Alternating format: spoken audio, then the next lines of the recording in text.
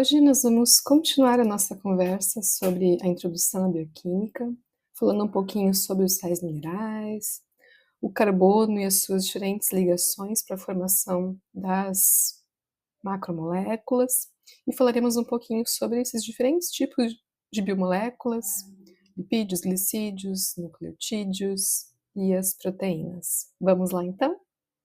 Iniciando com os sais minerais, nós tínhamos conversado na parte 1 desse assunto sobre diferentes elementos que encontramos constituindo moléculas no nosso organismo. E existem elementos traço que encontramos então em pequena quantidade, que compreendem muitos desses sais minerais. Eles são super importantes também para a formação das moléculas do nosso corpo. Ah, alguns se apresentam de forma isolada, outros associados, né, com moléculas carbonadas, que podem ser enzimas, proteínas, enfim. E eles, então, são bem importantes para manter a nossa homeostase também. Embora sejam necessários em pequena quantidade, eles são essenciais para manter toda a homeostase, metabolismo e as funções dos tecidos acontecendo de maneira adequada. Então, algumas funções importantes dos sais minerais são manter a pressão osmótica nos diferentes compartimentos, seja, por exemplo, no sangue, para os tecidos, a porção extracelular, né, o líquido intersticial nos tecidos. Também é importante participa do equilíbrio ácido-básico, de acordo com os sistemas tampão que vão ser constituídos, né, que podem envolver, por exemplo, o tampão fosfato, que é um outro tampão também que encontramos no nosso corpo, representa o fósforo, então é importante manter o equilíbrio ácido básico no nosso corpo. Existem também sais minerais que são cofatores enzimáticos, como por exemplo o magnésio, mas eu posso ter às vezes o cobre, ou o zinco, outros elementos também que podem fazer parte. Também existem sais minerais que fazem, elementos, né, que fazem a formação, por exemplo, do ATP e outras moléculas trifosfatadas, então o fósforo vai formar um grupo fosfato com o oxigênio para poder formar a molécula de ATP, que é a moeda energética da célula. Então, bem importante a presença do fósforo no nosso corpo. Também para fazer a formação de ossos, tecidos mais duros, como o cálcio é super importante, mas não só para isso, ele tem outras funções também, inclusive para transporte de neurotransmissores, liberação de neurotransmissores também nas fendas sinápticas, para a função neuronal também o cálcio é bastante importante. E existem também outros que são os oligoelementos, que a gente encontra em menor quantidade, como o ferro, importante para manter a função das células vermelhas do sangue, os eritrócitos ou hemácias, já que ele faz parte da composição da hemoglobina, e ele é o ponto de ligação com o oxigênio para o transporte, oxigênio para os tecidos. Então, quem tem deficiência de ferro na dieta pode apresentar quadros, por exemplo, de anemia ferropriva, devido à baixa ingesta de ferro, que prejudica a formação adequada das hemácias, né, das hemoglobinas presentes nas hemácias. O iodo também é super importante para a formação dos hormônios tiroidianos, então também um outro exemplo de oligoelemento. E além da anemia, que a gente colocou como doenças relacionadas, né, deficiência, por exemplo, de algum elemento, existem outras situações que podem acontecer também, por exemplo, uma deficiência em cálcio pode causar uma osteoporose, mas não é só o cálcio que é envolvido com a osteoporose, existem outros aspectos também, né? Mas como o cálcio faz parte da formação dos aglomerados lá com hidroxiapatita e as moléculas de colágeno associadas que vão dar estrutura mais rígida para o osso, ele também participe de alguma maneira nesse processo, né? E pessoas que têm insuficiência renal, seja aguda ou crônica, vão ter dificuldade também em equilibrar esses sais minerais no nosso organismo, porque os rins desempenham uma função bem importante na formação da urina de fazer, utilizando bombas, né, que fazem um bombeamento de íons, né, que se envolvem em diferentes sais minerais, para equilibrar o nosso organismo, seja o sódio, potássio, cloreto, enfim, outros tantos que são equilibrados a partir da função renal. Então, qualquer distúrbio na função renal prejudica o equilíbrio em eletrólitos, né, que a gente encontra no nosso organismo, seriam esses sais minerais. Aqui eu coloquei uma figurinha só mostrando alguns deles, né, o cálcio, o ferro, o iodo, o potássio, o sódio. Eles têm apresentação em relação a número atômico, número de elétrons, enfim, um pouco diferente, né? O iodo é um elemento bem maior em relação à massa atômica, a quantidade de elétrons na nuvem, já o sódio um elemento menor, né? Então, isso tudo influencia também um pouquinho nas interações bioquímicas que acontecem nas células. Outro elemento bem importante na bioquímica é o carbono, já que ele forma boa parte das macromoléculas, que a gente depois vai conversar um pouquinho mais sobre elas. O carbono é um elemento que vai fazer 4 ligações com algum outro elemento, geralmente com outro carbono ou com hidrogênio, mas pode acontecer ligação com oxigênio, também com nitrogênio. Então a gente vê aqui o carbono fazendo 4 ligações simples com hidrogênio, ou ele pode fazer uma ligação dupla com outro carbono e mais 2 simples com hidrogênio, ou 3 ligações com carbono e mais uma simples com hidrogênio, mas sempre cada carbono faz 4 ligações. E eles são super importantes, os carbonos, para formar as biomoléculas associadas com oxigênio e hidrogênio principalmente, formando tanto ligações covalentes saturadas, que são as ligações simples, como as insaturadas, que são as ligações duplas, né, que a gente vai encontrar mais duplas, no caso, nas biomoléculas. E a partir dessas ligações que o carbono faz, a gente pode observar alguns tipos específicos de ligações que formam grupos funcionais. O que seriam esses grupos funcionais? Seria um conjunto de átomos ligados entre si por ligações covalentes, mas que possuem propriedades físico-químicas e uma reatividade química semelhante, quando ligado a moléculas diferentes. Então, eles têm um comportamento nas interações químicas na célula que é comum, né, para aquele grupo funcional, diferente de outro grupo funcional. Então, vamos conversar um pouquinho sobre eles. Então, um grupo bastante importante presente nas moléculas, nas bimoléculas, é o ácido carboxílico, que compreenderia uma ligação do carbono com o oxigênio, uma ligação dupla, e uma ligação simples com oxigênio, e oxigênio fazendo uma ligação com hidrogênio. Onde que a gente encontra esse grupamento de ácido carboxílico? Onde que a gente encontra esse grupamento de ácido carboxílico? A gente encontra em ácidos graxos, ácidos orgânicos, em aminoácidos, em proteínas, então grupamento bastante presente em diferentes moléculas. Outro grupo que a gente também pode encontrar, somente nos açúcares, que são açúcares redutores, é o grupo aldeído, que é uma ligação do carbono dupla com oxigênio e uma ligação simples com hidrogênio. É parecido com o ácido carboxílico, com a diferença que aqui não tem o oxigênio. Então, um aldeído, aqui uma função aldeído. Aqui embaixo uma função cetona, eu teria o carbono ligando com ligações duplas aqui com oxigênio, e esses R's que aparecem aqui ao lado são outros carbonos que se associam com esse carbono, né? Então, esse tipo de grupo funcional cetona a gente encontra em alguns tipos de glicídios, alguns tipos de açúcares, no piruvato, em outros intermediários do ciclo do ácido cítrico ou do ciclo de Krebs. Então, é um grupo também bastante presente. E além desse, a gente também tem a associação do carbono com o oxigênio com uma ligação simples, e o oxigênio fazendo uma ligação simples com o hidrogênio, que forma então o grupamento álcool, que a gente encontra também em alguns tipos de lipídios, em carboidratos, os grupos OH são bastante frequentes, então também é uma função importante.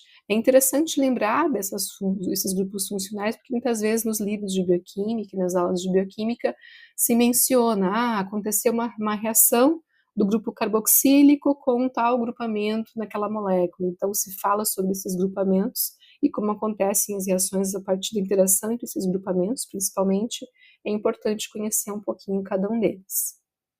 Além destes, a gente também tem interação do carbono com o nitrogênio, formando aminas biológicas.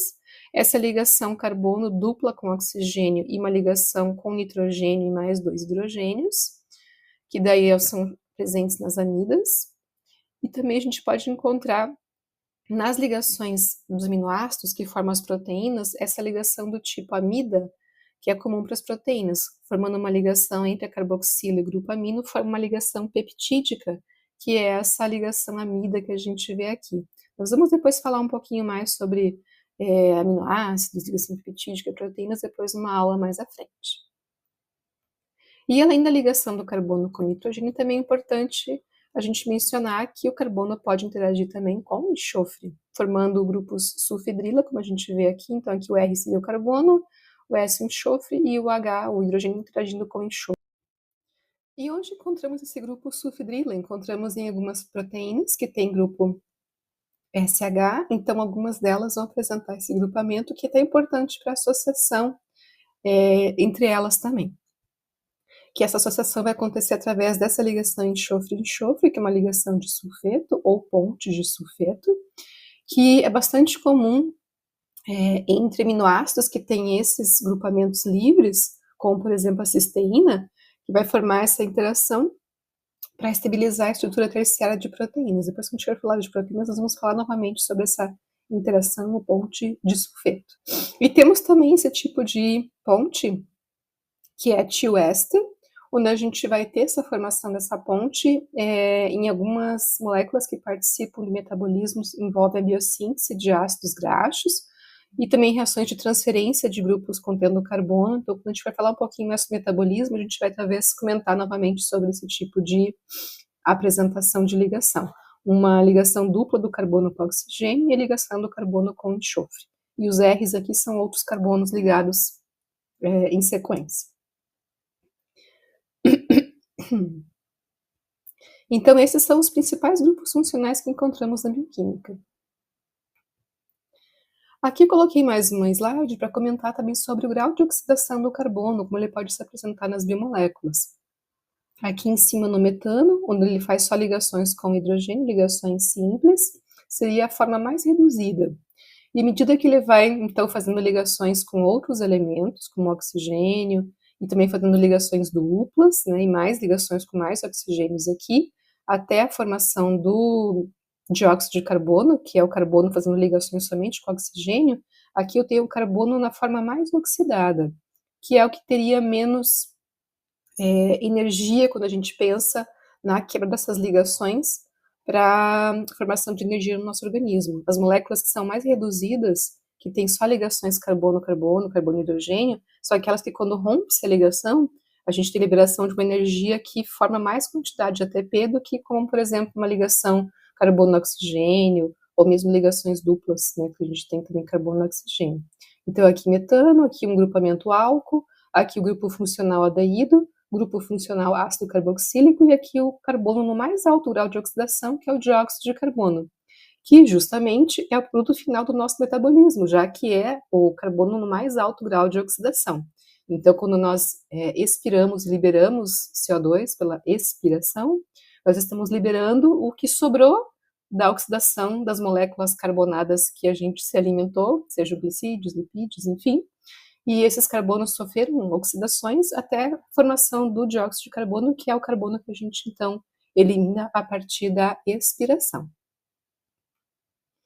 Vamos falar um pouquinho agora, então, sobre as biomoléculas.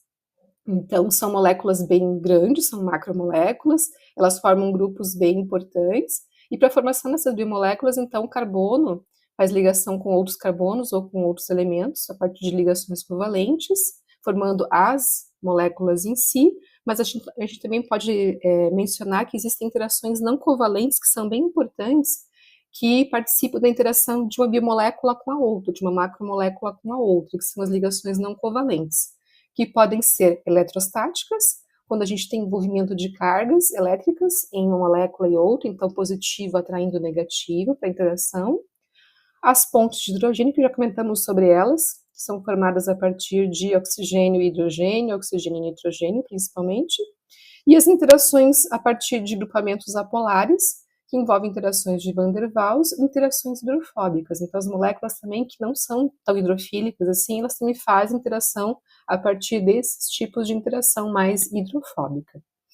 E aqui mostrando a interação de uma proteína A, em diferentes grupamentos envolvidos aqui, com uma proteína B, por exemplo. Isso é bastante comum no nosso organismo. Então, para que elas consigam interagir e fazer essa interação, elas não fazem uma ligação covalente entre as duas, mas a gente tem interações fracas, que são não covalentes, mas que num conjunto de várias interações acaba tendo uma interação bem forte entre uma proteína e outra, a partir dessas várias interações que vão acontecendo.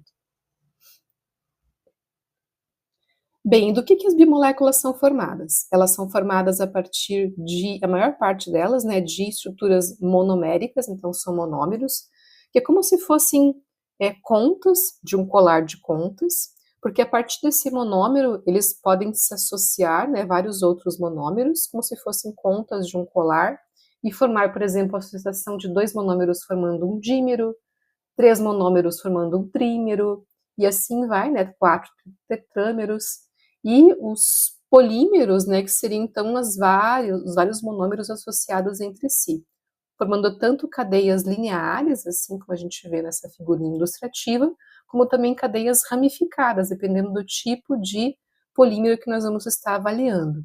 Então, todas as biomoléculas, elas são formadas a partir de monômeros, que se ligam a partir de um monômero com outro monômero, a partir de ligações covalentes, formando dímeros ou trímeros ou polímeros, com exceção dos lipídios. Os lipídios, eles são um grupo específico de biomolécula que não tem a formação a partir de um monômero específico, mas proteínas, glicídios e ácidos nucleicos, sim, né? Então, quais seriam os monômeros das proteínas? Unidade básica de formação das proteínas seriam os aminoácidos. Os aminoácidos são os monômeros das proteínas. Quando eu tenho a ligação de um aminoácido com outro, eu tenho a formação de um peptídeo, um dipeptídeo, que tem 2 aminoácidos. Se eu tenho 3 aminoácidos ligados, eu tenho um tripeptídeo, né? E se eu tenho uma cadeia extensa de aminoácidos ligados entre si, sempre ligações lineares dentro de aminoácidos, eles não fazem ligações ramificadas, sempre lineares, a gente vai ter, então, um polímero de aminoácidos, que seria, então, uma cadeia polipeptídica. Isso em relação às proteínas. Já em relação, por exemplo, aos glicídios, qual a unidade básica de formação dos glicídios? Qual seria o monômero? Seriam os monossacarídeos, né? Como, por exemplo, a glicose, a frutose, né? E a partir da ligação de um glicídio com outro, a gente pode ter a formação, por exemplo, de um disacarídeo, como, por exemplo, a sacarose, que é o açúcar de cozinha. Então, a ligação de uma glicose com uma frutose. Ou eu posso ter um trissacarídeo, com 3 glicoses ligadas, né? E eu posso ter os polissacarídeos. O que são os polissacarídeos? São cadeias extensas, onde eu tenho muitos monossacarídeos ligados. A diferença dos glicídios para as proteínas é que os glicídios podem, inclusive, formar ligações ramificadas. Eu posso ter raminhos aqui, ligações para cá e para lá, como se fossem ramos dessa molécula, que permitem, então, a formação de estruturas bastante complexas. E outro exemplo de molécula que forma, então, polímeros são os ácidos nucleicos. Qual a unidade básica de formação do ácido nucleico? É o nucleotídeo, né, que pode ser para a formação de DNA ou de RNA. Quando os nucleotídeos ligam-se entre si através de ligações fosfodiéster, a gente tem a constituição de uma cadeia polinucleotídica, que pode ser para a formação de DNA ou para a formação de RNA. Então, a gente vai falar um pouquinho mais sobre essas moléculas agora. Então, aqui eu tenho o monômero das proteínas, que é o aminoácido, o monômero dos ácidos nucleicos, que é o nucleotídeo, e o monômero dos açúcares, os glicídios, que é o monossacarídeo.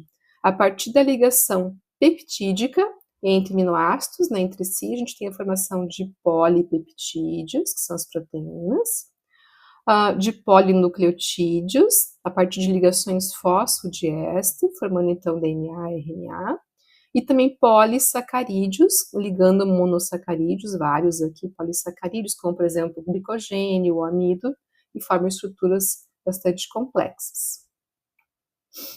E como é que acontece a união de um monômero com outro monômero? Independente se for aminoácido, se for nucleotídeo, se for uma molécula, por exemplo, de um açúcar, o que a gente vai ter? Para boa parte dessas ligações covalentes que são formadas, a gente vai ter uma reação de síntese, de união, com saída de uma molécula de água. Vejam que molécula de água sai aqui. Então, nos grupamentos interagem, sai molécula de água e gruda um monômero com o outro, né? Então, é assim que os monômeros são ligados uns aos outros. Para que o organismo quebre essas ligações, Qual o tipo de reação que vai acontecer? Reação de hidrólise, né? Então vai entrar água e a partir dessa entrada quebra-se as ligações para liberar os monômeros aqui. Isso acontece bastante no processo de digestão, que acontece no nosso estômago, no nosso intestino, para a gente poder absorver os monômeros a partir das moléculas que a gente come na alimentação. Aqui os glicídios detalhem, né, a estrutura, por exemplo, parte da estrutura do amido, então algumas glicoses ligadas aqui por ligações glicosídicas, né, ligações alfa-4, alfa-6, depois a gente vai falar um pouquinho sobre isso na aula específica sobre eles. E quais são características, então, desses grupos de moléculas? A principal função delas é fornecer energia para os diferentes tecidos, mas elas também desempenham outros papéis bem importantes. Um deles é constituir moléculas grandes que dão sustentação para os tecidos também. Depois a gente vai falar um pouquinho sobre essas moléculas também. Entre elas, por exemplo, o ácido hialurônico, bastante importante. Também são os açúcares que participam dos mecanismos de sinalização celular e reconhecimento celular na superfície das células. E eles são classificados, então, em monossacarídeos, disacarídeos, oligosacarídeos e os polissacarídeos, que são os polímeros grandes, então, com vários monossacarídeos associados. Em relação às doenças que podem estar associadas com glicídios, o diabetes mellitus é uma delas, né, onde as pessoas apresentam altas taxas de glicose no sangue, decorrência de uma não atuação adequada ou não produção adequada de insulina, que acaba regulando muito do nosso metabolismo, tanto glicídico, lipídico e outros aspectos também, né. E também a obesidade, que também tem relação com a ingestão também em grande quantidade dessas moléculas, e o metabolismo também, uma regulação um pouco diferente em relação ao aproveitamento desses glicídios. Também temos os ácidos nucleicos, que são formados então por nucleotídeos. O nucleotídeo corresponde a um grupamento açúcar, que pode ser ribose ou desoxirribose, um grupo fosfato e uma base nitrogenada. Então isso compreende um nucleotídeo. E a partir dos nucleotídeos, então, acontece a ligação fosfodiéster para compreender os polinucleotídeos, que podem ser de DNA ou de RNA. Então, são moléculas bem importantes, né?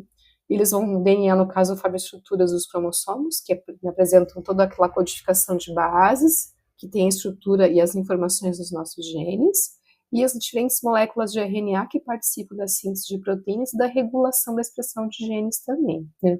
Lembrem que a diferença de DNA para RNA é o açúcar, que a gente tem aqui presente no DNA desoxirribose e no RNA ribose, e também a gente tem diferença em relação às bases nitrogenadas, que podem então estar presentes na estrutura do nucleotídeo. Então, para DNA sempre eu posso ter adenina, guanina, citosina e timina, e no caso do RNA, adenina, guanina, citosina e uracila. Então, a gente tem interação de bases A e U, adenina e uracila, e C e G, citosina e guanina, e A e T, no caso do DNA, adenina e timina. Além desses, a gente tem os lipídios também. Os lipídios, lembrem que é um grupo à parte, porque eles não têm monômeros que formam suas estruturas, então existem vários tipos diferentes de lipídios. Eu coloquei um exemplo bem importante que nós temos no nosso organismo, que é o colesterol. O colesterol, ele participa da formação das bicamadas fosfolipídicas também nas membranas celulares, regula a fluidez das membranas, se intercalando entre os fosfolipídios. E também a gente tem, formando as membranas, os fosfolipídios, que compõem duas partes, né? Uma parte da molécula que é mais hidrofílica polar, hidrofóbica que é polar, formam as bicamadas, como a gente vê na figurinha aqui embaixo, super importante. Então, eles têm essa função de formar as membranas celulares, os compartimentos, né? Mas também tem outras funções, depois a gente vai falar um pouquinho mais sobre eles, depois uma aula específica também sobre eles. E a gente tem também relação dos lipídios com a obesidade, né, em decorrência do excesso de estoque, né, de lipídios no tecido adiposo, que vai promover, né, todo o excedente de tecido adiposo. E também tem relação com doenças cardiovasculares. A gente vai falar um pouquinho sobre isso também. E para ir fechando já a nossa conversa, a gente tem as proteínas, que são formadas então pela associação de aminoácidos, e são ligados entre si por ligações peptídicas. Então eles formam estruturas que podem ser fibrosas ou globulares, tem funções várias, desde estrutural, funções metabólicas, participando, né, atuando pela atuação das enzimas no metabolismo, mas tem várias outras funções. Tudo que a célula executa, né, independente do tecido que a gente vai estar conversando, envolve a atuação de proteínas. Se a gente tem falta de aminoácidos essenciais, por exemplo, na dieta, isso pode levar a um quadro de desnutrição. E a gente também tem doenças que envolvem a formação de proteínas alteradas de acordo com o código genético não, a informação genética do indivíduo, que vai estar diferenciada, que pode promover a formação de proteínas que apresentam problemas. Um exemplo de uma doença assim é a anemia falciforme. Bem, e por que a bioquímica é tão importante? Por que é tão importante conhecer um pouquinho sobre essas biomoléculas, não só como é que elas são, mas depois também aprofundar e entender como é que elas são modificadas, quais reações que acontecem com elas no nosso organismo, por que é importante conhecer tudo isso, né? Então, a bioquímica envolve esse estudo das reações químicas que acontecem em organismos vivos. Nosso enfoque aqui vai ser sempre no organismo humano, e é então uma área que se relaciona com outras das ciências biológicas, como, por exemplo, a biologia molecular ou mesmo a genética. E por que é importante a bioquímica, conhecer um pouquinho mais dela para o profissional de saúde? Para compreender os processos bioquímicos que acontecem na homeostase e mantêm a nossa homeostase, e também aqueles processos que envolvem os quadros patológicos. Então, como uma dieta rica em glicídios, em carboidratos, pode levar a pessoa à obesidade? Entendendo a bioquímica, eu consigo responder essa questão. Ou como uma dieta rica em lipídios pode levar a pessoa a apresentar doenças cardiovasculares. Também é outra questão importante a se compreender. E também como problemas nas estruturas de proteínas podem levar a problemas, por exemplo, na construção de tecidos, problemas na locomoção das pessoas, na atuação do tecido muscular, por exemplo. Então, são todas perguntas que podem ser respondidas se eu tenho uma compreensão mais aprofundada da bioquímica do organismo humano. Então, a bioquímica também ajuda a gente a entender como é que a gente pode intervir nesses processos metabólicos relacionados com as doenças. Então, como eu posso ajustar a dieta, especificamente, uma terapia nutricional ou com suplementos, para ajudar a pessoa a tratar aquele seu quadro, né, que ela apresenta.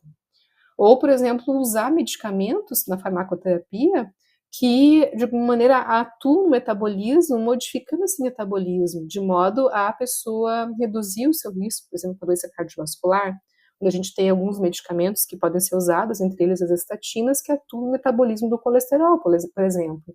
E daí, atuando nesse metabolismo, eu consigo interferir em toda a progressão de uma doença cardiovascular que poderia acontecer em idade muito jovem, né?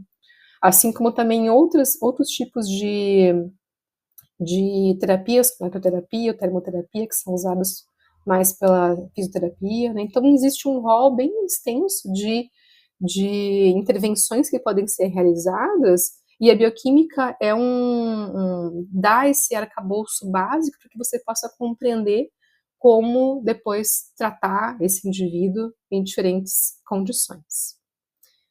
Então, hoje encerramos nossa conversa sobre a introdução à bioquímica. Nas próximas aulas conversaremos muito mais sobre vários outros assuntos bacanas relacionados, então, a esse grande universo da bioquímica no organismo humano.